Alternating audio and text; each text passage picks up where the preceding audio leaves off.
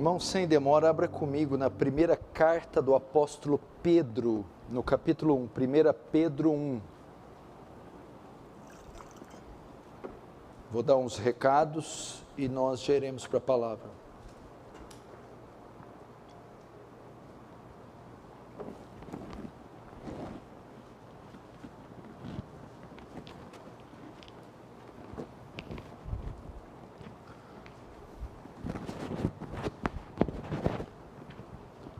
Primeira carta do apóstolo Pedro, capítulo 1.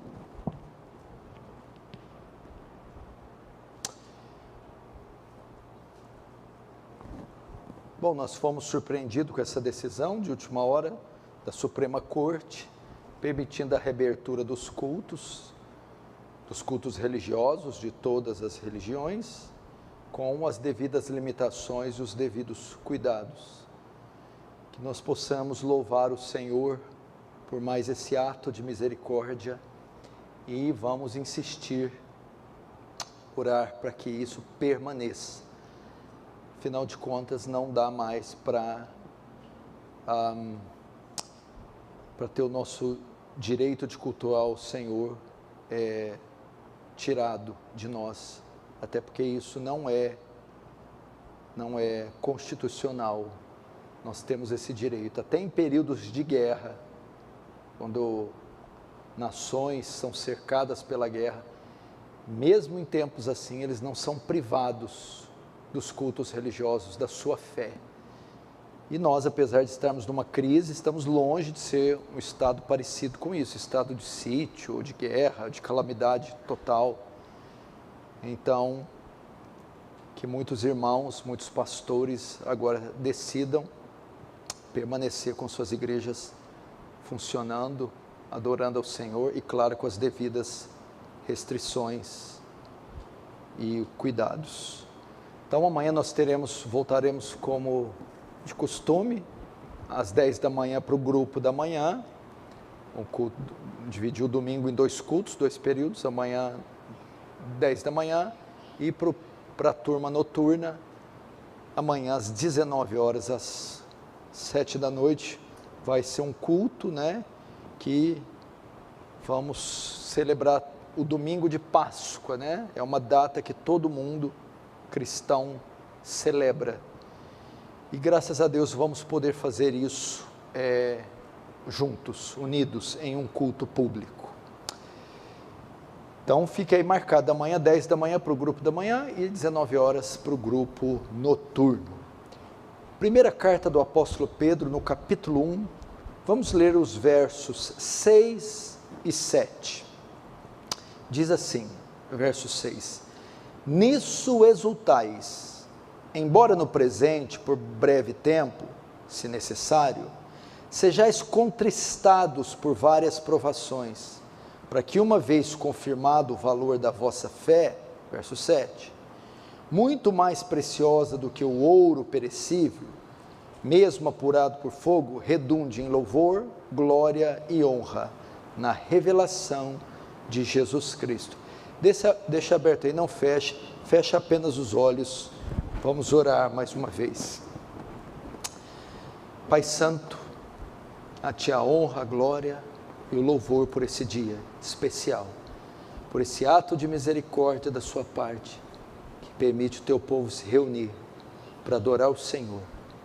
Que em nosso coração esteja claro que isso não é um bem feito apenas a nós, e nem tem a nós como centro, é um bem feito a Ti mesmo, porque esse retorno celebra a Ti, Teu nome, Tua cruz, Tua ressurreição, Teu poder, Tua misericórdia, Tua presença. Que não falhemos nesse ato de dar a Ti a glória e o louvor devido. Que haja graça aqui no salão, em todos que estão me assistindo pelos lares, que o Senhor leve mentes e corações cativos à Tua palavra, que Teu reino avance, que Tu recebas glória para Si, e que nos conforme a imagem do Seu Filho, em nome de Jesus. Amém.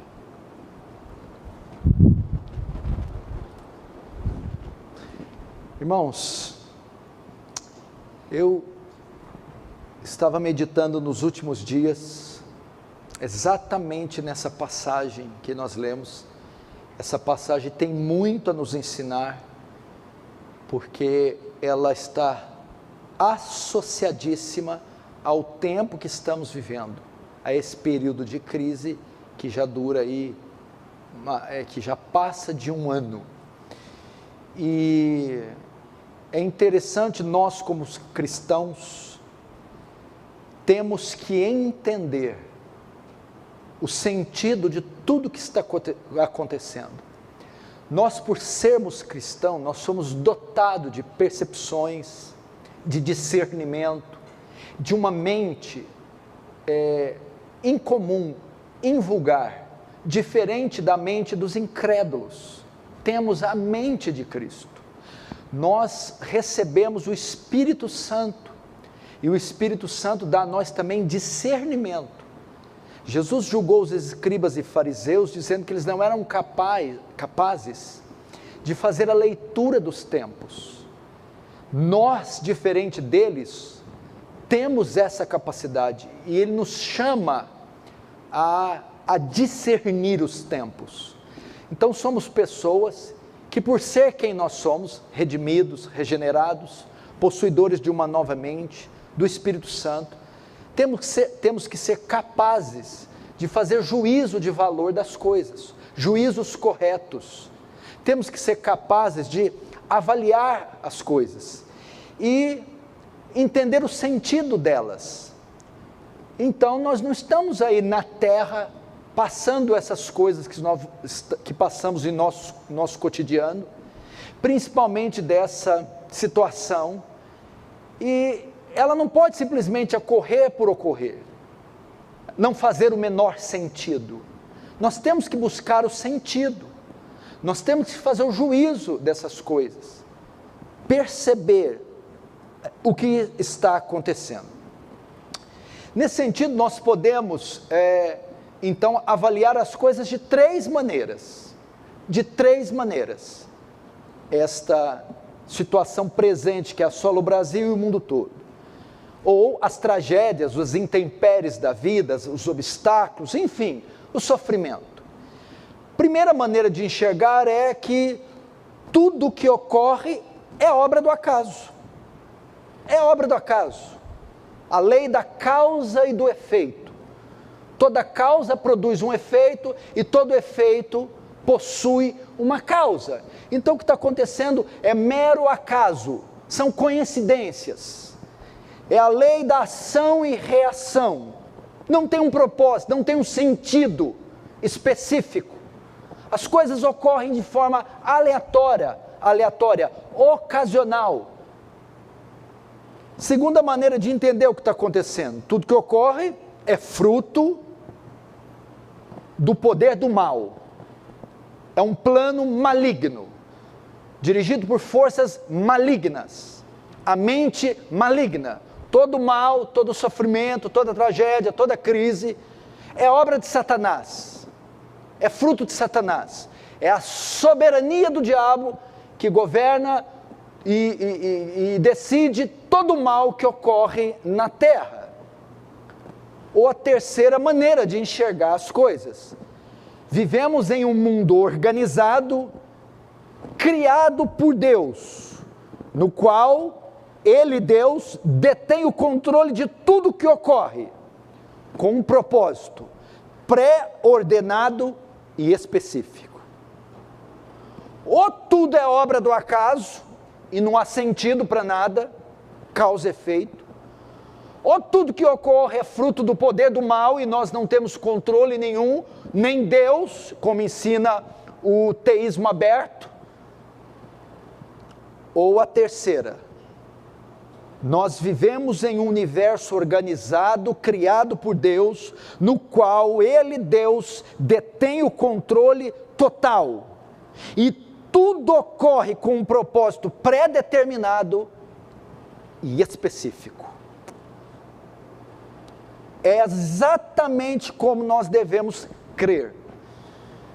As coisas têm um propósito, têm um sentido, não ocorrem de forma aleatória, e nós temos que perceber, compreender o sentido, saber o propósito. E nesse caso, é exatamente a situação que o mundo foi submetido e que nos envolve. Nós precisamos saber qual é a pedagogia, quais as lições, o que Deus pretende, o que Deus quer, fazer a leitura correta e tirar o aprendizado daquilo que nós entendemos que não é obra do acaso, mas cumpre uma agenda, cumpre com precisão a agenda de Deus. Isso que nós estamos vivendo cumpre com precisão a agenda de Deus. E nós não podemos ser pessoas nécias, tolas, simplesmente desejar que tudo acabe, sem que aquilo tenha algum propósito, ou que saibamos qual propósito é, e venhamos a extrair este propósito. Nesse sentido, este texto de Pedro, como poucos textos nas Escrituras, revelará o principal papel do sofrimento, das provações, das crises, das tribulações do dia mau. Este texto, como nenhum outro nas Escrituras, revelará o principal propósito das tragédias, das pandemias, das epidemias, do mal e do sofrimento. Preste muita atenção, e você que está me vendo em casa. Vamos entrar no texto e vamos ao primeiro princípio. Vamos discorrer o texto. Essa carta foi escrita para os cristãos dispersos da Ásia, os cristãos dispersos, que estavam passando uma terrível perseguição, estavam sendo submetidos a uma intensa provação. Dentre outros propósitos da carta, um deles é consolar esses cristãos que estavam sofrendo muito. E o texto começa como? Verso 6: nisto exultai, embora no presente por breve tempo, se necessário, sejais contristados por várias provações. Verso 6 disse: embora no tempo presente, os crentes dispersos da Ásia estavam passando por uma provação. Quando diz no presente, era o estado atual deles, a condição presente deles, era de uma provação, era de uma aflição, era de uma crise, de uma tribulação, ok? No entanto, ela era mais que uma provação, ela era a provação.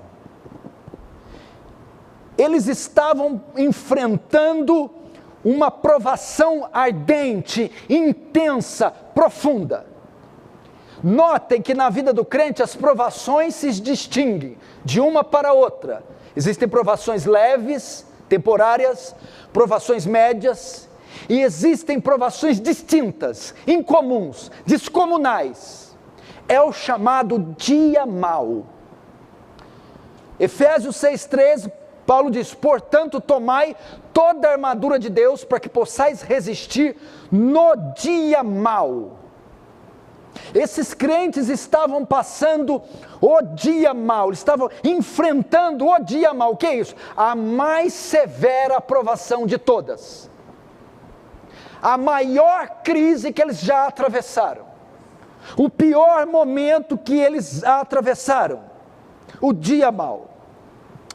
Na semelhança deles, nós, que desde que viemos à fé, passamos por provações e tribulações, o mundo, há uns meses atrás, entrou num período de provação, que envolveu toda a população mundial, que em um grande grupo, fez com que eles passassem algo há muito tempo não visto, de certa forma, todos nós estamos atravessando o dia mau.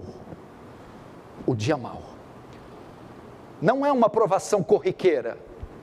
Não é uma situação comum. Não é algo que tem um período curto e que tem um grau de intensidade leve. Não. Estamos passando algo que a cada dia que passa se torna mais extenso, tamanho, duração, e mais intenso, profundidade, teor.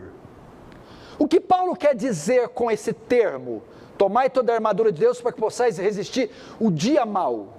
O dia. Primeiro ele fala de dia. Dia remete para uma fase, um período, uma circunstância, um momento da vida. Mal da ideia de um dia de tribulação, de um dia de provação, ou seja, na caminhada do cristão que ele passa por diversas situações, inclusive provações, chegará um dia que ele vai passar pela sua mais severa provação. Esse é o dia mau. É um dia que nós somos tentados todos os dias, nós temos fases de problemas, somos assediados pelo diabo, temos problemas com enfermidades, isso acontece. Mas há um período que nós atravessamos, onde todos os canhões do inferno, parece que estão mirados, única e exclusivamente, para você. Parece que todas as coisas e áreas, elas convergem em você. Esse é o dia mau. É um dia de intensas provações, onde o cristão individual, o coletivo, é provado até o seu limite, até o limite das suas forças. É algo distinto, é algo descomunal. É igual Jesus chegando, pegando no ombro de Pedro e dizendo: Simão, Simão, Satanás pediu permissão para peneirar você, para cirandar você como se ciranda o joio, e eu roguei ao Pai por você. Esse Simão não era algo corriqueiro. Simão, a sebe vai ser tirada, como foi de Jó, e o inimigo virá com toda a sua força contra você. Esse era presente, a realidade presente desses crentes. Essa é a nossa realidade presente. Estamos enfrentando uma das mais intensas provações da nossa vida, e ela talvez não seja tanto pelo teor, ela seja pela extensão, pela duração dela. Ninguém aguenta muito tempo uma provação. O próprio Jesus disse: se aqueles dias não fossem abreviados, encurtados, interrompidos, nenhuma carne se salvaria. Nós não temos a construção do nosso ser, ela não suporta tanto tempo. E essa provação se torna cruel, essa agora que nós estamos vendo, cruel, terrível, por causa da extensão dela. O nosso coração parece que salta da garganta. E Pedro vai dizer também que as provações se distinguem em número e em gênero. Em número, quantidade, e em gênero, em tipo, em qualidade de provações. Então as provações se distinguem em número e em gênero, em caráter. Primeiro, Pedro fala de número, quando ele diz aqui no verso 6, nisso exultais, embora no presente por breve tempo, se necessário, sejais contristados por várias provações. Várias. Primeiro Pedro fala do número, várias aponta para muitas. Muitas. Eu vou te dar um segredo aqui, que se você conseguir captar, você nunca mais verá as tribulações da mesma forma. É um princípio que eu aplico para mim. Se nós condicionarmos nossa vida a isto, resistiremos com mais facilidade no dia mau. O que é? Ele está declarando que vida cristã, ser crente, conversão, não é um convite para colônia de férias, não é um convite para uma vida de paz e quietude, Uma vida cristã verdadeira é marcada por sucessivas provações. Igual eu estou aqui, estou pensando em entrar no meu carro, já aconteceu alguma coisa lá em casa. Eu já estou esperando. De modo que se eu chegar e encontrar, eu não vou ficar tão abatido, meu coração está preparado. Então o termo fala várias provações. O crente é submetido a uma sucessão de batalhas. O crente não enfrenta uma só batalha. Quando Hitler foi invadir a União Soviética na operação chamada Operação Barbarossa, na Segunda Guerra Mundial, a União Soviética se viu com um problema. Hitler atacou em 3 frentes de batalha: Kiev, Leningrado e Moscou, ao mesmo tempo. É muito diferente você enfrentar um inimigo que está no portão social, outro inimigo que só vem pela esquerda. Outra coisa é, um está no portão social, um está no telhado, outro está nos fundos. Assim é a vida do crente, ele nunca combate uma só frente. Ele sempre combate em muitas frentes. Então, elas se distinguem primeiro em número. É uma atrás da outra. Quando você vence uma, aparece outra, e vence outra, vem outra. Quando é no casamento, é na finança. Quando é na finança, é no corpo. Quando é no corpo, é espiritual. Quando é espiritual, é moral. São muitas as provações. Você precisa aprender que esse mundo é hostil a nós. Nós não estamos em casa. Nós vivemos numa terra estranha. Somos luz vivendo no mundo em trevas. Nós somos alheios aos costumes, aos modos, de forma que esse mundo é rude, áspero, hostil a nós. Nós sempre vamos nos deparar com provações. Paulo vai dizer isso em 2 Coríntios 7,5, porque mesmo quando chegamos à Macedônia, a nossa carne não teve repouso algum. Antes, em tudo fomos atribulados, olha só, em todas as áreas. Por fora combates, por dentro temores. Chegamos à Macedônia, em tudo fomos atribulados. Condiciona sua mente a isso. Espere por provações. Entenda que isso não é a sua casa. Entenda que você é um forasteiro, que esse mundo será hostil a você, e a sua vida será marcada por isso. Segundo, as provações se distinguem também em gênero. Pedro, quando fala várias provações, ele não tem em mente só a quantidade, mas ele tem em mente também o gênero, as formas. As provações não só vêm em muitos números, mas vêm também em diversas formas. Se elas fossem muitas, mas só em uma área, já seria muito ruim. Elas são muitas, e elas vêm de várias formas. Nós enfrentamos provações com a família, provações com os filhos, provações com o marido, provações no casamento, mas enfrentamos também provações no corpo, doenças, problemas congênitos, exames, tumores. Também enfrentamos provações no campo das finanças, problemas com dívidas profissionais. Também enfrentamos provações no campo emocional. Elas vêm de diversas formas. Descobrimos que temos um problema emocional, já lidamos com o problema das finanças, de repente é o físico. Elas também vêm através de Deus. Deus, quando impõe, elas também vêm através do diabo. Elas também vêm através de perseguições. São perseguições, são aflições, são finanças. Elas vêm, são diferentes em número e são diferentes em forma. Veja, por exemplo, Paulo vai relatar isso, você fica perplexo ao ler isso aqui.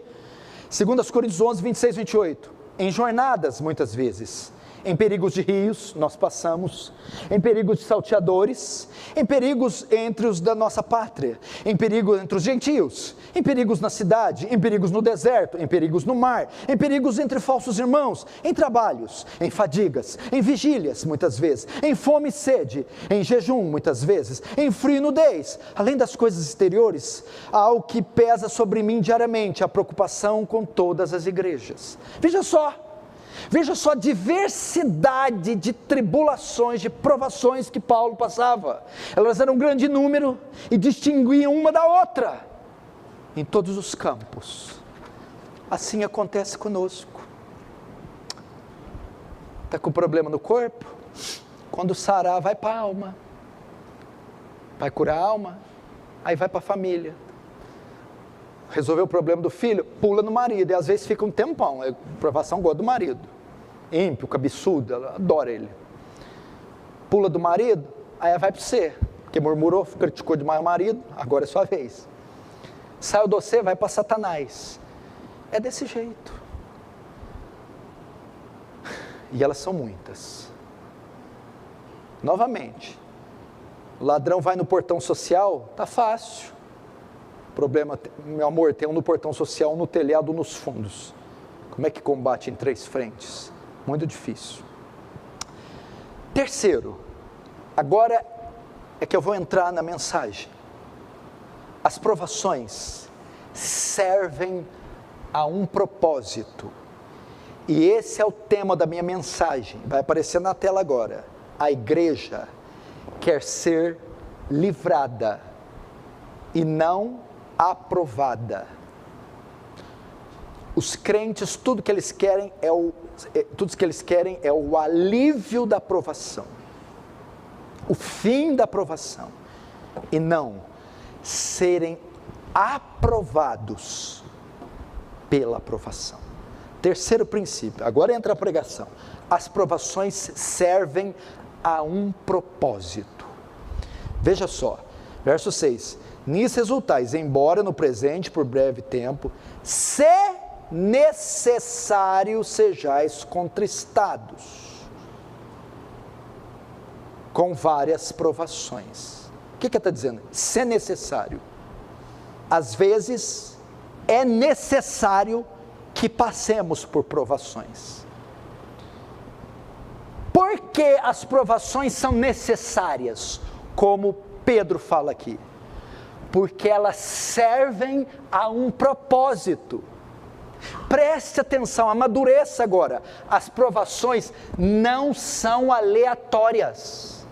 As tragédias, acidentes domésticos, acidentes no trânsito, óbitos, doenças incuráveis, crimes, tragédias, epidemias, essas coisas não são aleatórias.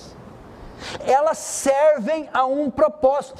Tem gente que pensa que o mal ocorre por ocorrer, que as tragédias, as tribulações, elas estão aí sem serem medidas. Não! Vamos aprender algo. Por trás das provações está Deus, todas elas. Gênesis 22, e pois Deus aprova a Abraão. Foi Deus quem provou a Abraão. Foi Deus quem mandou o dilúvio. Foi Deus quem mandou as 10 pragas do Egito. Foi Deus quem levou José para ser cativo no Egito. Foi Deus, ok? Deus está por trás das provações. Deus é o quê? Um dos atributos de Deus é onisciência. O que significa isso? É a sapiência, é o conhecimento. Deus tem todo o conhecimento.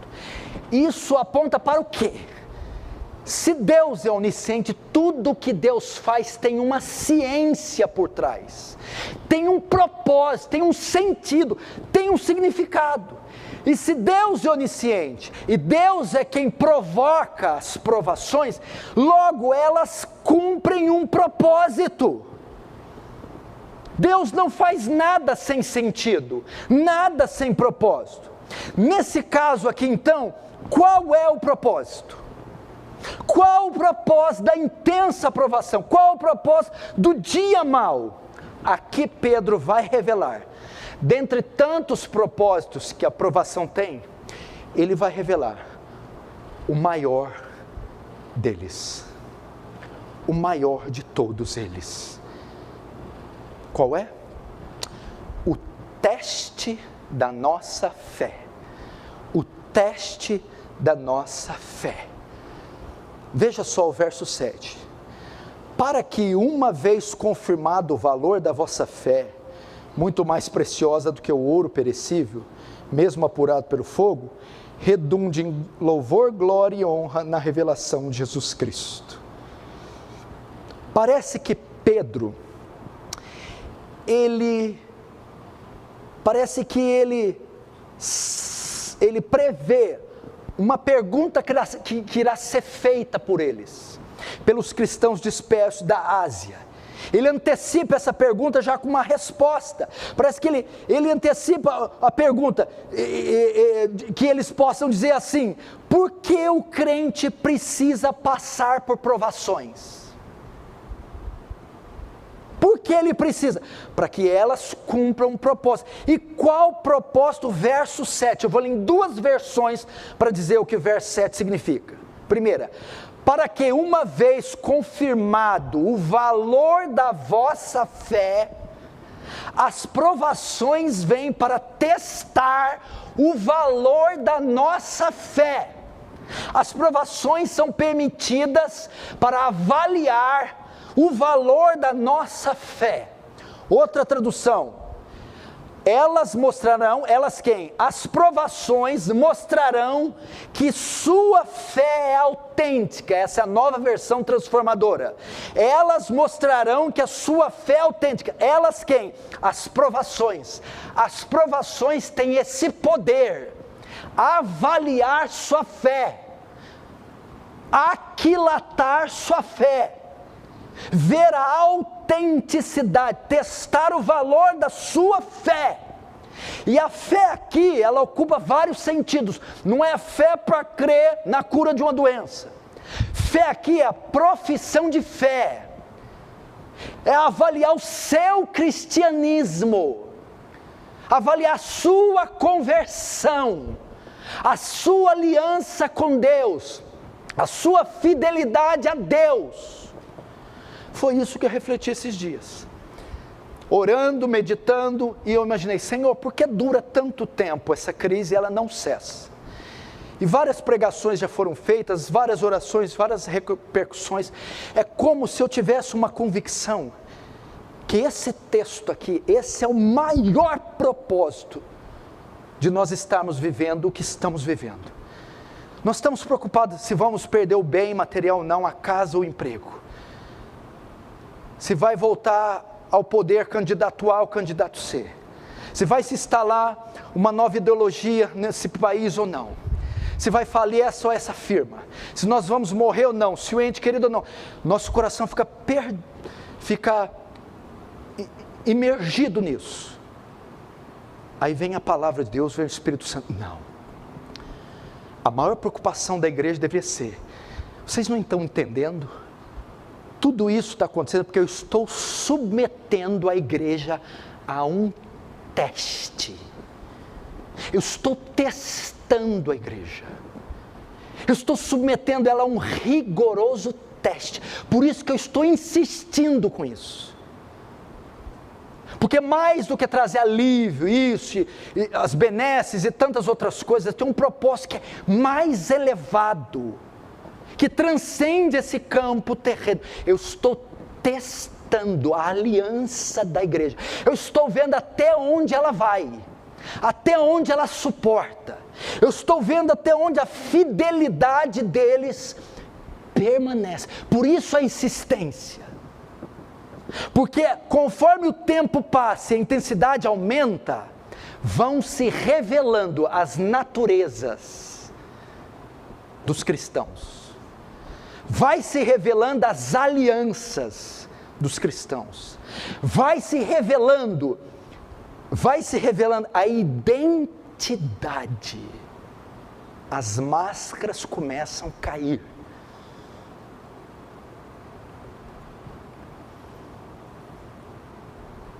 Esse é o propósito. Então, muita gente, André, a maioria, Raquel, está pensando só no livramento da provação e não em serem aprovados no teste que nós estamos passando. Estão tão preocupados com o alívio, com o conforto, com a vida normal na terra, que não estão pensando que desde março de 2020, Deus está com os olhos em nós e está nos avaliando, está pesando na balança nossa conduta, está avaliando de dia e de noite a nossa postura diante dessa crise. Então a nossa preocupação não deveria ser o quanto dinheiro vamos perder, o quanto do físico será comprometido, o quanto dessa terra disse daquilo, mas deveria ser: será que estamos sendo aprovados nesse teste que estamos passando? Será que seremos provados e sairemos aprovados naquilo que é a maior causa da crise?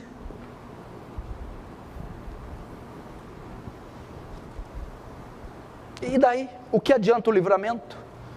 A cura? A empresa não ir à falência? O que adianta tudo isso se eu não for aprovado no teste que eu estou passando? Então as provações vêm para avaliar você. Avaliar o quê? Sua fidelidade a Deus. Abraão se manteve fiel, mas a sua fidelidade não foi provada até ele ser testado. Qual foi a grande provação de Abraão? Abraão, vai a Moriá e me dá teu filho, e sacrifica teu filho, teu único filho, a quem amas. Foi uma provação. Mas qual era a finalidade da provação? Eu quero alívio, meu Deus. Não, ela não estava ali aleatória. Provar, testar a fidelidade de Abraão. Abraão pegou a lenha, pegou o menino, subiu no Moriá, amarrou o menino, pegou o cutelo e ia cravar no menino. Abraão foi provado e passou no teste. Foi aprovado. Segundo, a aprovação vem para avaliar sua perseverança. Sabe qual é a maior prova de fé? Eu esperar que aconteça imediatamente. Não. A maior prova de fé é, ainda que não aconteça, eu esperar até o fim. Perseverança.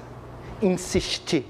Não recuar. Não ceder. Não ir para a esquerda nem para a direita. Não tremer ante as tempestades.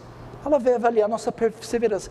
Terceiro, veio avaliar a nossa obediência.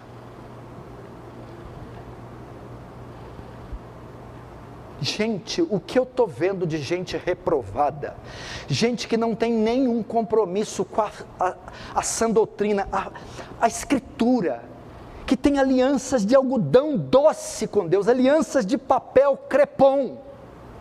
A obediência, se manter fiel, obediente, irrestritamente a Deus no meio de tudo isso. Esse é o principal propósito. Por isso que Deus está insistindo. Está com o botão ali, com a mão ali dizendo: eu não recuo, eu não cedo, eu não cesso. Porque eu estou submetendo a terra a um exame. Sobretudo, meu povo.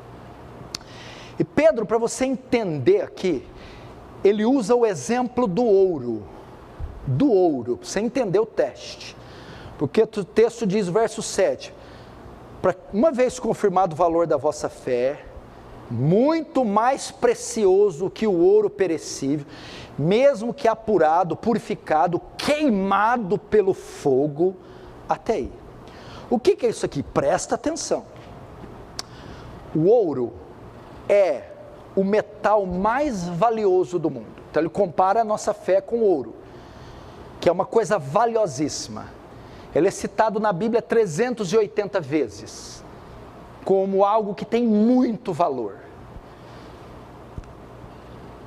O ouro, quando é extraído na natureza, bruto, ele vem cheio de impurezas, de metais colados nele, ok? E este fogo tirado, ele passa pelo fogo, para ser testado a sua pureza, a sua genuinidade, se ele é ouro puro, se ele é, ok? Então ele é submetido a altas temperaturas. Quando ele é colocado no fogo, alguns metais vão se despregando dele. Então o fogo tem que se aumentar mais ainda, porque alguns metais estão incrustados. E aumenta mais até o seu limite, até que se queima tudo, só restando o ouro 24 quilates. Então diz que o processo do ouro é assim, ele é extraído, e qual que é a ideia aqui? O fogo vem e vai subindo a temperatura. O que for queimado pelo fogo, foi reprovado, não vale nada. O que passar pelo fogo e continuar intacto, esse é ouro, esse tem valor. O que queima, não resiste ao teste, é escória, não é ouro. O que permanece, resiste à temperatura, é ouro genuíno, entendeu?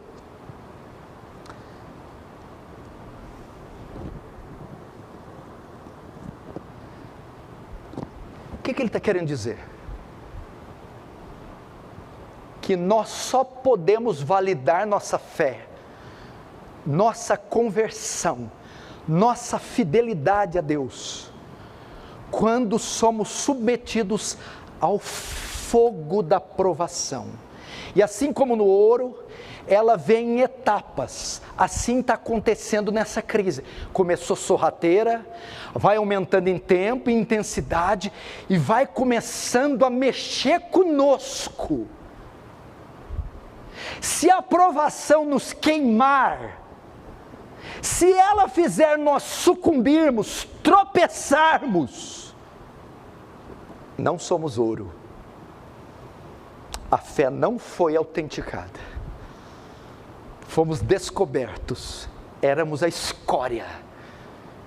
Se a provação for aumentando em tempo, em intensidade, permanecermos fiéis, ela queimar tudo, mas a fé permanecer, opa, isso é ouro puro, é crente verdadeiro, é convertido verdadeiro, a fé foi aprovada. Há mais de um ano estamos sofrendo todo tipo de embates, e essa crise está sendo marcada pela intensidade e principalmente pela duração. Muitos estão preocupados só em serem livres, ou serem livrados, e não em serem aprovados. Você esqueceu que essa aprovação é pedagógica? Você esqueceu que ela está cumprindo uma agenda? Você parou para pensar que o tempo todo Deus está te avaliando?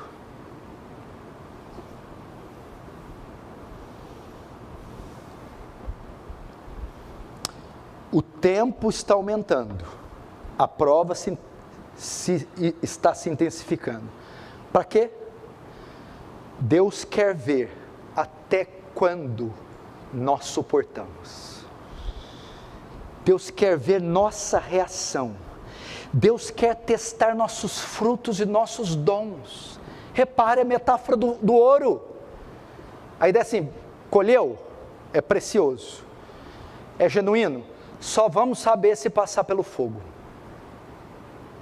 Queima, queima, queima, queima tudo, só até ficar ouro 24, ouro puro. O que queimou não era ouro, o que permaneceu pelo fogo é ouro.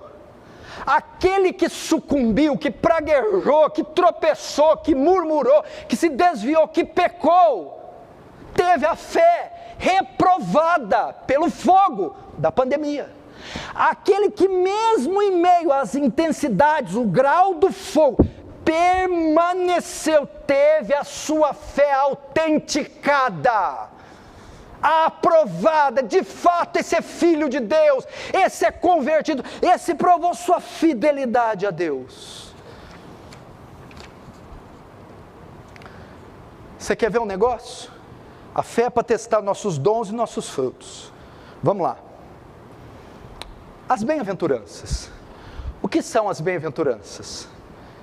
São 8 bem-aventuranças. Elas são marcas do verdadeiro cristão, não é isso?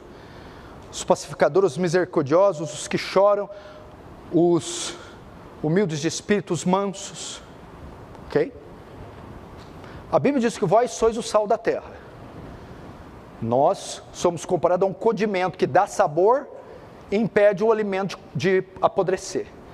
Então, a presença da igreja na sociedade dá a ela sentido, ilumina e restringe ela do mal. Dons. Esses são nossos frutos, nossos dons. Ok?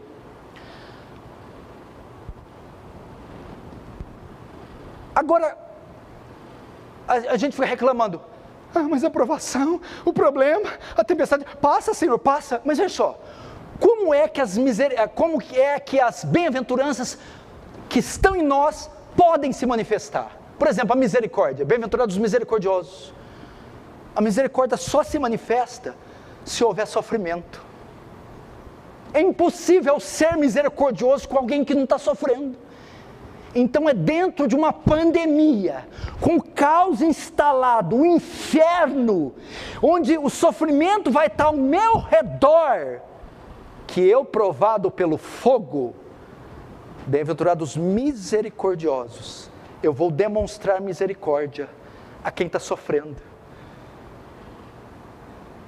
Estou sendo testado. Eu estou vendo miséria, tragédia, dor, sofrimento, e estou tendo compaixão, sentimento e ação. Os pacificadores, promotor da paz, como é que pode mostrar essa bem-aventurança? Como é que eu posso trazer paz se não houver guerra?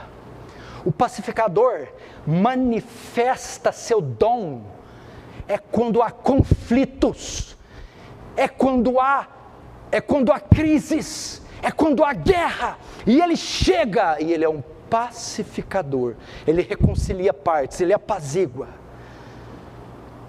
A provação, segundo Pedro, é para isso, testar nossos frutos, no meio do sofrimento, demonstrando misericórdia em vez de murmurar, no meio de conflitos, fazendo paz com as partes. Bem-aventurados que choram. Mas como é que eu vou chorar se está todo mundo feliz? Chora quando vê a corrupção, quando vê o pecado, quando vê a iniquidade. É agora, em vez de eu ficar pedindo alívio, querendo que eu seja livre, ela vem para quê? Manifestar meus dons, meus frutos. Eu choro ao ver criminalidade, choro ao ver essas leis ante Deus, choro. É o quebrantado. Os mansos. E assim vai. Você está entendendo? Aí você não quer aprovação. Mas como é que você vai mostrar o seu sabor, o sal? Como é que você vai mostrar a sua luz se não tiver trevas? Como é que você vai ter misericórdia se ninguém tem problema? Ninguém tem dor? Como é que vai mostrar paz se não há conflitos? É nessa hora que a igreja entra, que ela mostra a sua força, que ela mostra o seu poder. É isso que a aprovação está fazendo, testando. Assim como as bem-aventuranças é um teste da salvação, como é que eu sei se eu sou salvo ou não? Vê se você tem as bem-aventuranças. Mas como eu as percebo? É na pandemia, é no terremoto, é no tsunami, é no desemprego, é nas guerrilhas. É no dia mau que eu mostro o bem que há em mim.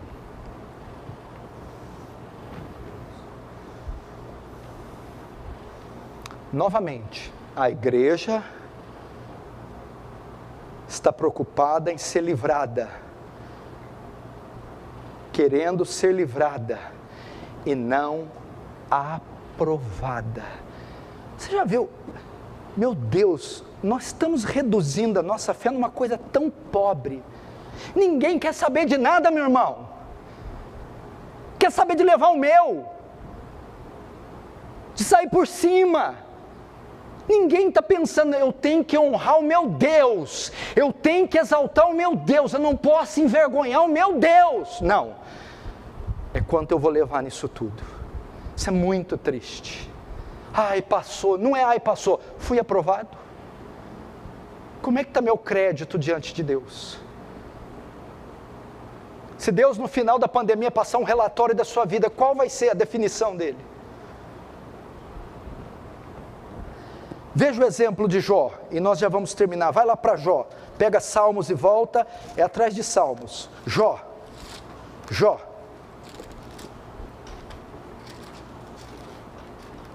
Jó capítulo 1.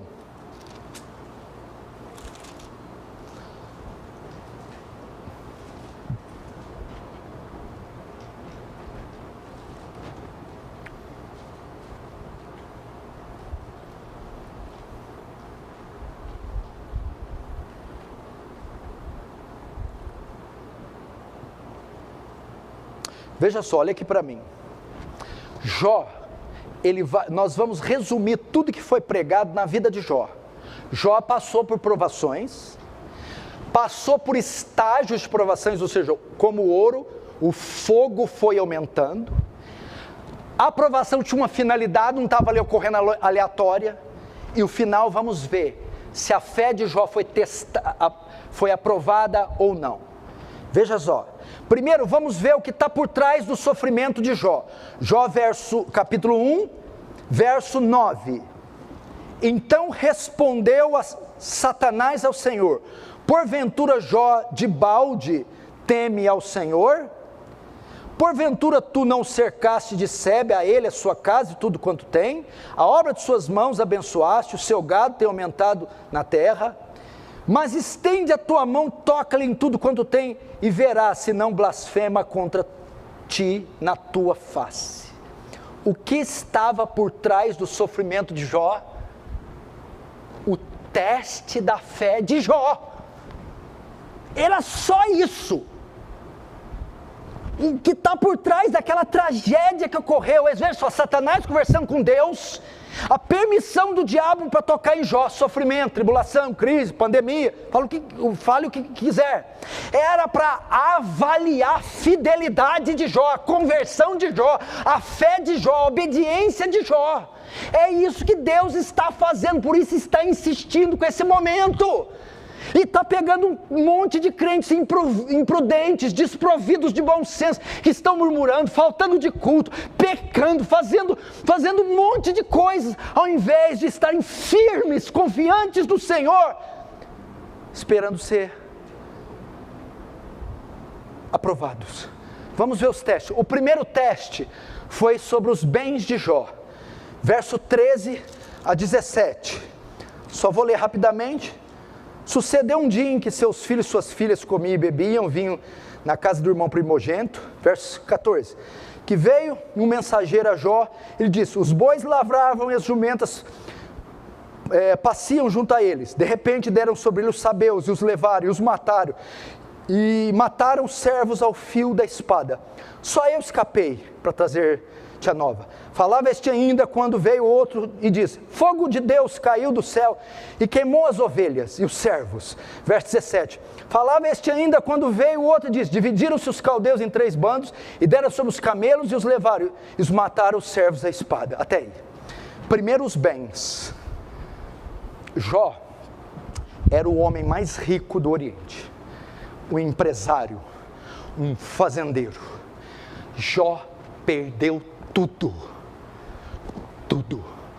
todas as plantações, fogo, todos os camelos roubados, as juntas de boi, todas roubadas, e as ovelhas.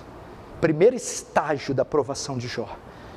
Os seus bens, Jó perdeu, Jó faliu, Jó quebrou, Jó ficou pobre, sem nada.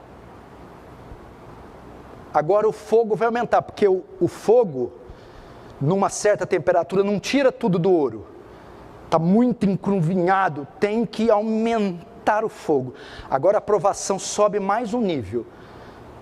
Vai agora tocar na família de Jó. Veja o verso 18. Também este falava ainda quando veio o outro e disse: estando teus filhos e tuas filhas comendo e bebendo vinho em casa do irmão primogênito, eis que se levantou grande vento do lado do deserto e deu nos 4 cantos da casa, a qual caiu sobre eles, e morreram. Só eu escapei para trazer a nova. Achou que já estava difícil? Imagina perder tudo. Imagina o Hélio, te liga, seus funcionários fez uma maracutaia, você não tem mais nada, foi tudo penhorado, e você tem uma dívida de $500 mil ainda com o banco. E a hora que você chega para entrar em casa, suas coisas estão lá fora, o apartamento não é mais seu. Leva o carro, cancela os cartões.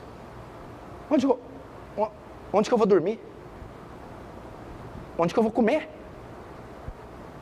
Como é que eu vou pagar a escola dos meus filhos? Deu tudo. Como não se bastasse, Jó está ali sofrendo ainda a falência financeira. Ele fica sabendo: Jó, seus 10 filhos acabam de falecer. É como um acidente. Está fazendo uma excursãozinha com a van, capota. Não sobrou ninguém. Imagina você ir num velório com 10 caixões e serem 10 filhos seus. Jó foi provado a sua... Olha o grau subindo, olha o fogo. Qual o propósito de perder 10 filhos?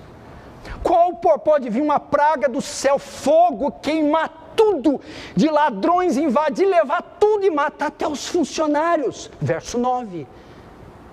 O diabo falou: toca nele, provação, para ver se ele não nega, para testar se ele é crente ou não, se ele vai se manter fiel ou não. Foi o único propósito do livro inteiro de Jó. Jó sofrer para testar a fé. Agora vamos ver nessas 2 primeiras etapas. Imagina, o homem está sem nada e velando 10 filhos. Vamos ver o resultado dos 2 primeiros testes, verso 20 e 22. Então Jó se levantou e rasgou seu manto e rapou sua cabeça e lançou em terra. Sabe o que fez? Adorou e disse: nu saí do ventre da minha mãe e nu tornarei para lá. O Senhor deu, o Senhor tomou, bendito seja o nome do Senhor. Agora vai o teste, olha lá, sentença final. Em tudo isso Jó não pecou, nem atribuiu falta alguma a Deus. Provado e aprovado. Ele não sabia que estava sendo testado. Debaixo do horror daquela provação. Foi o dia mau de Jó. Em tudo isso não pecou, não desfez aliança, não desonrou a Deus. Pelo contrário, louvou e disse: nu saí do ventre, nu que eu torne para lá. Não foi o Senhor quem deu, o Senhor quem tome. Deus espera que nós façamos isso agora. Deus está avaliando a gente quando a gente estiver diante de um óbito, diante de uma crise financeira, diante de uma enfermidade. O Senhor me deu a saúde, por que Ele não pode dar doença? O Senhor me deu o meu emprego, por que Ele não pode tomar? Bendito seja o teu nome, Senhor. Ele espera que sejamos provados e aprovados. Agora o último teste, foram 2, agora o terceiro, o teste de fogo. Agora o fogo vai aumentar como a fornalha de Nabucodonosor, 7 vezes mais. O ouro vai passar agora por o mais alto grau das chamas. Jó vai ser provado no seu corpo, na sua própria vida, na sua saúde. No capítulo 2, vamos lá, capítulo 2, no verso 7. Então Satanás saiu da presença do Senhor e feriu a Jó de tumores malignos, desde a planta do pé até o alto da cabeça. Verso 8. Jó, sentado em cinza, tomou um caco, uma telha, para com ele se coçar, se raspar. Olha o grau, fogo no seu limite. ele foi cometido de uma úlcera, de uma lepra, não sei, de uma hanseníase, de uma necrose, de um câncer de pele, da planta do pé alto da cabeça. E a figura da telha é para mostrar que esse homem está aparecendo uma ferida ambulante, se coçando com telha. O estado daquele homem era deplorável, foi provado no grau máximo. Qual o objetivo? Ele ficar doente? Aleatório, causa e efeito, não sei o quê. Tem um propósito: testar a fé de Jó. Agora note, igual agora, começou em março, 1.000 mortos, meia dúzia de desempregados, foi indo, 300 mil, e não sei, olha a crise, olha o negócio deixando a gente surtando, olha o fogo aumentando, não passa. Qual a finalidade disso? Deus quer ver até onde nós vamos. Agora vamos ver o teste, o resultado do teste. Se Jó passou pelo grau máximo, vamos ver versos 9 e 10. Então sua mulher disse: ainda conservas a tua integridade? Amaldiçoa a Deus e morre. Olha o verso 10. Mas ele respondeu: falas como qualquer doida. Temos recebido o bem de Deus? Não receberíamos também o mal? A sentença agora: em tudo isto não pecou Jó com seus lábios. Sabe qual foi o resultado? Aprovado. Ouro puro, ouro 24, testado pelo fogo.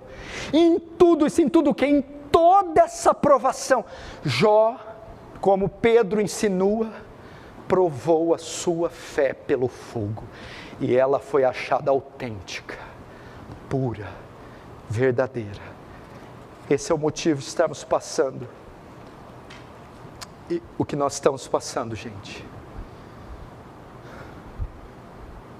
Será que você pode dizer isso? Será que você tem fé? Espera aí, vem cá. Diante de um óbito de alguém que se ama, diante de um exame e vê um tumor extremamente maligno, deu metástase, você tem dias de vida.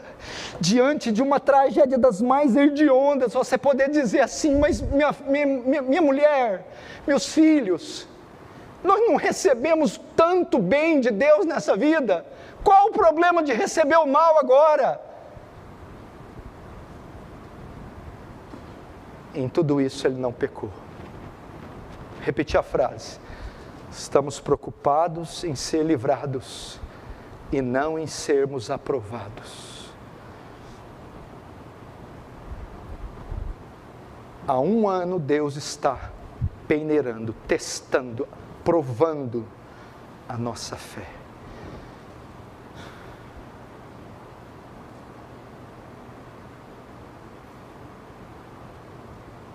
Agora eu encerro com isso. Fim, uma palavra de consolo em meio às provações. Primeiro, nenhuma provação é para sempre. Volta lá em Pedro, 1 Pedro, capítulo 1.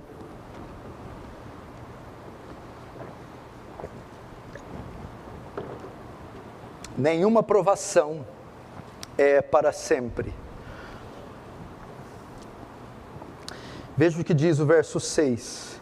Nisso exultais, no presente, por breve tempo.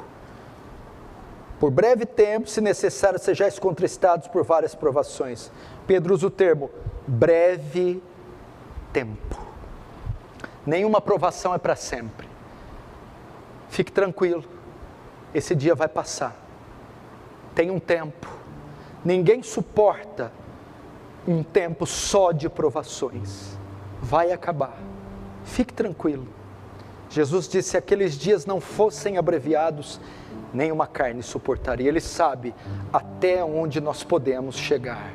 Ele sabe que ninguém suporta tanto tempo debaixo de uma provação. O termo diz: por um breve tempo, um tempo limitado, um tempo definido. As provações são passageiras.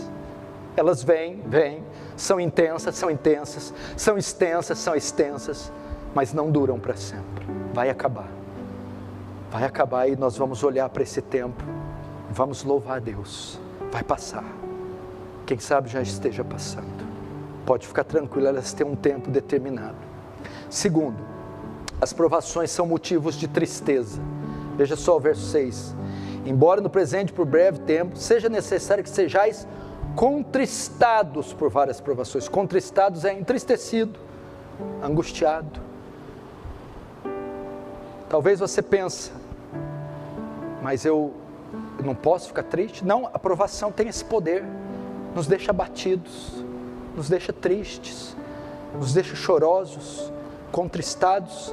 Neemias ficou assim quando viu a grande provação sobre ele, no verso 4, tendo eu ouvido essas palavras da condição de Jerusalém, assentei-me e chorei e lamentei por alguns dias. O desemprego, a morte, o óbito, as tragédias trazem isso para nós, tristeza. Não há nenhum problema quando o coração está abatido. Entretanto,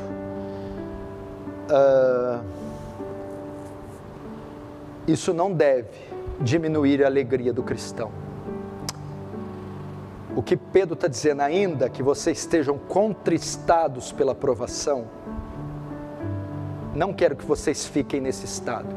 É permitido, isso acontece, mas não deve ser essa a condição do cristão. Pelo contrário, deve ser de alegria. Veja o verso 6. Nisso exultais. Nisso o quê? No que eu exulto? O que ele está falando dos versos 3 ao 5. Ele está falando da salvação dada por Cristo, da regeneração, da eleição, da obra estupenda. Então dizer, mesmo que passemos por provações, ela tem a finalidade de testar nossa fé, e ela quer nos levar a ficar abatidos. Nisso é que temos que colocar nossos olhos, nisso é que temos que nos alegrar, o fato de termos sido salvos, o fato de Cristo ser nosso Rei, o fato de nosso nome estar escrito no livro da vida. Isso é a maior fonte do gozo de cristão. E que tipo de alegria? Nisso exultar. E o que é exultar? Exultar fala de explosão de júbilo, fala de fervor, de uma alegria que não cabe no coração, mesmo com esse cenário, esse cerco fechado, pelo fato de vocês serem salvos, pela Páscoa que comemoraremos amanhã, a redenção, o perdão, a reconciliação com Deus, ela tem que exceder a tristeza. Exulta porque você é salvo.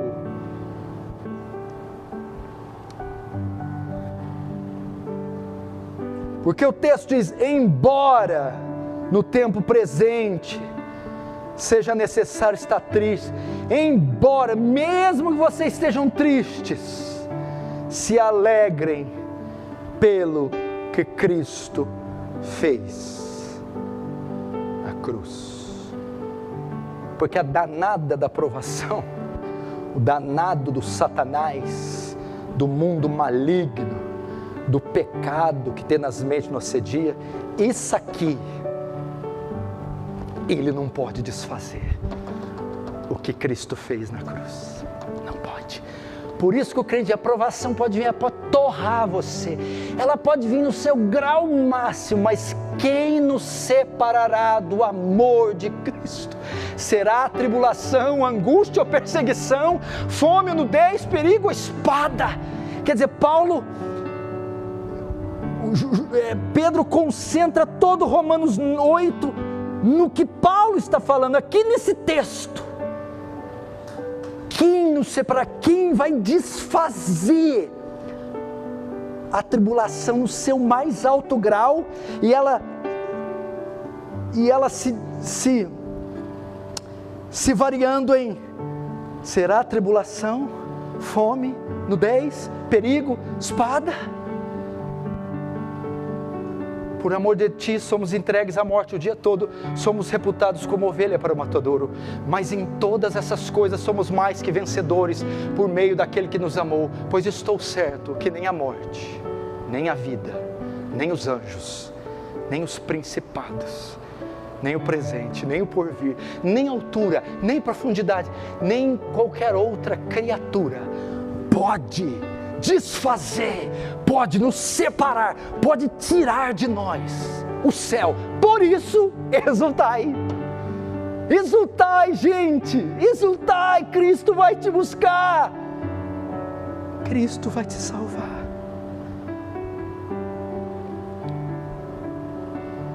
Amém?